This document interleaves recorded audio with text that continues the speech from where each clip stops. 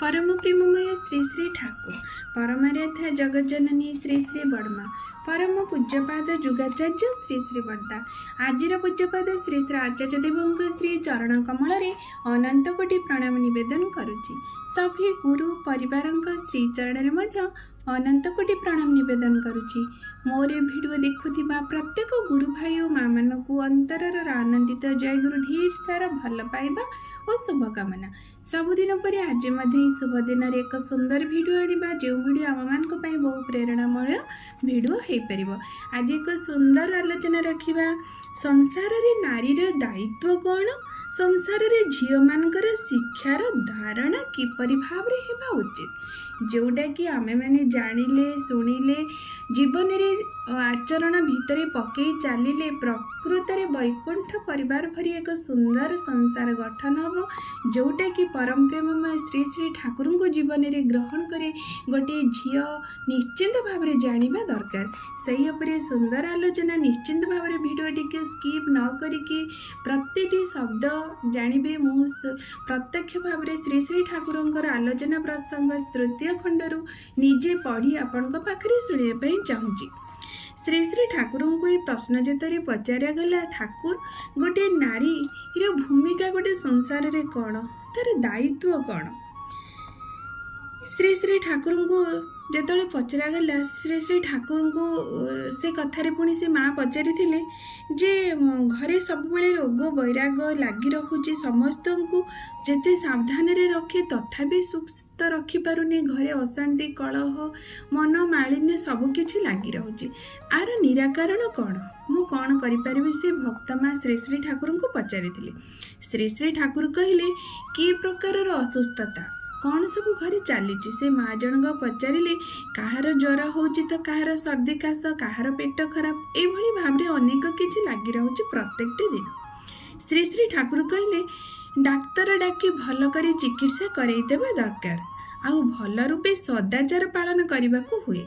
जन जनकर घर द्वार रोसई घर भंडार घर किपरि परिष्कार परिच्छन्न चहट चिकण, पुणी जन जनक घर अपरिष्कार आलुबालु असजड़ा हो पड़ी थाए। घरर प्रतिटी जिनिस एपरि साइति सजाड़ी रखिबु जेपरि जिए देखिबो तार मन प्रसन्न होई उठिबो।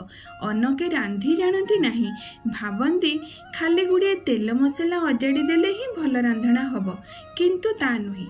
रंधा हेबा उचित सहज सरल और अत्यंत रुचिकर। पुणी स्वास्थ्य को बुझी आहार्य देवाक शिखिबा को हुए, ताहेले ताहा एका संगे औषध और पथ्यर काम करे। धर काहार मेलेरिया ज्वर होइछि, ताको जदि पुरुणा तेंतुली को फुटाई पियाई दिया जाए तार उपकार हेब। पिलाटर हुए तो पेट खराब होइछि, ताको कोइली खिया गछर झोल करी देबु। थालुकुड़ी सागर सुक्त मोहुर परी तरकारी रे सामान्य पिता देले ताको सुक्त बोली कहुए, एइभली भावरे करिदेलु। अनेक तो पिला मानकर जत्न करी मध्य जानती नहीं, हुए तो खूब साबुन लगांती, पाउडर लगांती, अथच गाधोई देले पिला मानकर घन घन सर्दी लागेना। पुणी शरीरर स्वास्थ्यचर्या मध्य ऋतु अनुसार करने को हुए।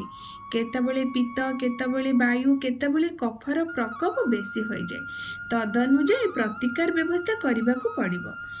एई सब विभिन्न प्रकारर व्यवस्था को तते देखी बुझी करने को पड़िबो, नहेले घरे सदाबले एही भली भावरे विभिन्न कौनसी ना कौनसी कारणरू रोग घुरी रही थाए।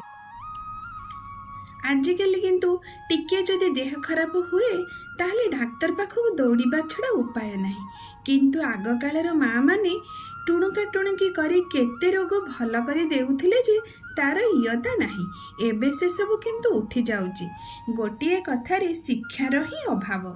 झियो माने शिक्षा कहिले केवल नाच गीत और लेखापढ़ा नुहे, घर करना पाई जहा जहा दरकार ताहा ही किंतु प्रथमे शिखिबा दरकार। आउ एहा बही पढ़ी शिक्षा करा जाए ना, घर करणी ठारू वास्तव भावरे शिखा जाए। सेमानक पछरे गोड़े गोड़े आयत करा जाए। आउ सत्संग, लेखापढ़ा, गान बाजना, बुणाबुणी, सिलाई जहाँ संभव मध्य शिखिबाको हुए। घरुआ भावे शिक्षा लाभ न कले से शिक्षा मनीषर अस्थि मज्जागत हुए नहीं, ताहा एक बोझ आउ जंजाल परि लागे। ତେଣୁ ତ ଶ୍ରୀ ଶ୍ରୀ ଠାକୁର କୁହନ୍ତି, ଶିକ୍ଷା ବରଂ ମଣିଷକୁ ଅହଙ୍କାରୀ କରିଦିଏ, ଯଥାର୍ଥ ଶିକ୍ଷିତ କରି ତୋଳେ ନା। କିନ୍ତୁ ଅଳ୍ପ ଜିନିଷରେ ସଂସାରକୁ କିପରି ସାୟସ ବା ଆୟତ କରିବାକୁ ହୁଏ ତାହା କିନ୍ତୁ ଅନେକ ଜାଣନ୍ତି ନାହିଁ। ତେଣୁ ଶ୍ରୀ ଶ୍ରୀ ଠାକୁର କୁହନ୍ତି, ବଡ଼ ବୋଉକୁ ମୁଁ ଦେଖିଛି, ଅଭାବ ହେଉ ବା ପ୍ରାଚୁର୍ଯ୍ୟ ହେଉ, କୌଣସି ଅବସ୍ଥାରେ ମଧ୍ୟ ସେ କିଛି ନଷ୍ଟ କରିବାକୁ ଦିଏନି। ଆଉ ମା ମାନଙ୍କର ସଞ୍ଚୟ ବୃଦ୍ଧି ମଧ୍ୟ ବହୁ ଭାବରେ ଦରକାର। ଯେତେବେଳେ ସୁଯୋଗ ମିଳେ ଯଦି କିଛି ସଞ୍ଚୟ କରି ରଖନ୍ତି ତାହେଲେ ବିପଦ ଆପଦରେ ତା ଅମୃତ ପରି କାମ କରେ। ବଡ଼ ବୋଉକୁ ତ ମୁଁ ବିଶେଷ କିଛି ଦେଇପାରେ ନା, କିନ୍ତୁ ଯେତେବେଳେ ଯାହା ପାରେ ଜମାଇ ରଖିବାକୁ ସେ ଚେଷ୍ଟା କରେ। ମୁଁ ପୁଣି ଅସୁବିଧାରେ ପଡ଼ିଲେ ତା ପାଖରେ ହାତ ପାତେ, ବେଳେବେଳେ ପ୍ରୟୋଜନ ଦେଖି ଚଳାଇ ଦିଏ, ମୋତେ ମଧ୍ୟ ସେ ବଞ୍ଚାଇ ଦିଏ। ଶ୍ରୀ ଶ୍ରୀ ଠାକୁର କୁହନ୍ତି, ମା ମାନେ ସ୍ୱାମୀ ଓ ପିଲାମାନଙ୍କୁ ଏପରି ଭାବରେ ସ୍ନେହ ପ୍ରୀତି ସେବାରେ ବେଷ୍ଟିନୀ ଦେଇ ରଖନ୍ତି, ସେମାନେ ସୁସ୍ଥ ହୋଇ ଉଠନ୍ତି, କର୍ମଠ ହୋଇ ଉଠନ୍ତି, ଦୀର୍ଘଜୀବୀ ହୁଅନ୍ତି। ନହେଲେ ସେମାନଙ୍କର ଅନ୍ୟ ଉପାୟ ନାହିଁ। ଶ୍ରୀ ଶ୍ରୀ ଠାକୁର କହିଲେ, ମୁଣ୍ଡ ଯଦି ଠିକ୍ ନ ରଖିବ ମା ମାନଙ୍କର ତାହେଲେ ଚଳିବନି। ଦୁଃଖ କଷ୍ଟ ସହି ସେବା ଯତ୍ନ କରି ସ୍ୱାମୀକୁ ଯଦି ସୁସ୍ଥ କରି ତୋଳିପାରୁ ତାହେଲେ ସିନା ତୁ ସତୀ ଲକ୍ଷ୍ମୀ ଝିଅ, ସ୍ତ୍ରୀ ପରି ସ୍ତ୍ରୀ, ସୀତା ସାବିତ୍ରୀ ଦ୍ରୌପଦୀ ଦମୟନ୍ତୀ ଶୈବ୍ୟା ବେହୁଲା ଦେଶର ଝିଅ ତୁ। ସେମାନଙ୍କ କଥା ଭୁଲି ଯାଉ ତୁ କିପରି? ଦରଦ ଭରା ସେବା କରି ସ୍ୱାମୀକୁ ସୁସ୍ଥ କରି ତୋଳିବାକୁ ହେବ ତତେ। ତୋର ମିଠାଳିଆ ବ୍ୟବହାର ପାଇ ତାର ଅନ୍ତର ଯେପରି କହି ଉଠେ, ରୋଗ ମୃତ୍ୟୁ ତୁମେ ଦୂର ହୋଇଯାଅ, ମୁଁ ଏଇ ସ୍ୱର୍ଗପୁରୀ ଛାଡ଼ି କୁଆଡ଼େ ଯିବାକୁ ଚାହେଁନା। ଏତେ ପ୍ରୀତି ମୁଁ କେଉଁଠୁ ପାଇବି? ଦେଖିବୁ ତ ତୋର ରୋଗ ଭଲ ହେଇଯିବ। ଶ୍ରୀ ଶ୍ରୀ ଠାକୁର ସେ ମାଟିକୁ ଏ କଥା ସବୁ କହୁଛନ୍ତି। ଆଉ ଗୋଟିଏ କଥା ମନେ ରଖ, ଶ୍ରଦ୍ଧା ଭଲ ପାଇବା ଭିତରେ କିନ୍ତୁ ବ୍ୟବସାୟୀ ବୁଦ୍ଧି ରଖିବୁନି।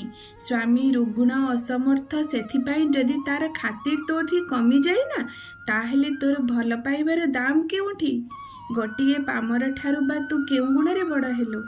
ଭଲ ପାଇବାର ଲୋକ ଯଦି ବିପନ୍ନ ହୁଏ ତେବେ ତ ତାକୁ ଆହୁରି ବେଶୀ ଦେଖିବାକୁ ହେବ। ଏହିପରି ଭାବରେ ତ ଯମ ଦୁଆରେ ମଧ୍ୟ କଣ୍ଟା ପଡ଼େ, ଶୈତାନର ଦୁଆରେ କଣ୍ଟା ପଡ଼େ, କପାଳ ଲିଖନ ଖଣ୍ଡନ ହୋଇଯାଏ, ସଂସାରରେ ଇତିହାସ ସୃଷ୍ଟି ହୁଏ, ସମାଜରେ ଇତିହାସ ରଚିତ ହୁଏ ନୂତନ ଭାବରେ। ଶ୍ରୀ ଶ୍ରୀ ଠାକୁରଙ୍କର ଏହି କଥା ଶୁଣି ମାଟି କାନ୍ଦି କାନ୍ଦି କହିଲେ, ମୁଁ ଯେ ବଡ଼ ଦୁର୍ବଳ, ମୋତେ ଆଶୀର୍ବାଦ କରନ୍ତୁ।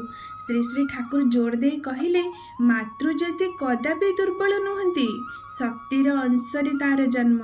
ଘରର ମଣିଷଟାକୁ ଯଦି ବଞ୍ଚେଇବାକୁ ଚାହୁଁ ତାହେଲେ ଦୁର୍ବଳ ଦୁର୍ବଳ କୁହନା। ଶ୍ରୀ ଶ୍ରୀ ଠାକୁର ଏହି ସୁନ୍ଦର ଆଲୋଚନା ମାଧ୍ୟମରେ ଏତିକି କହିଲେ, ଗୋଟିଏ ମା କିପରି ଭାବରେ ଗୋଟେ ସଂସାରକୁ ରକ୍ଷା କରିବ। ସେ ସଂସାରରେ ଦୁଃଖ ଥାଉ, ଦୈନ୍ୟ ଥାଉ, ରୋଗ ଥାଉ, ଅଭାବ ଥାଉ, ପୂର୍ବ ଅର୍ଜିତ କର୍ମଫଳ ନେଇକି ତ ମଣିଷ ଜନ୍ମ ହୁଏ ନା।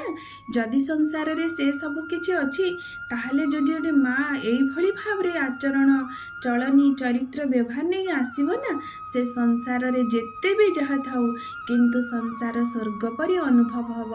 ଏଇଟା ଆମେ ଜାଣିଛେ ବିଦୁରଙ୍କ ପାଖରୁ, ଏଇଟା ଆମେ ଦେଖିଛେ ସୁଦାମାଙ୍କ ପାଖରେ।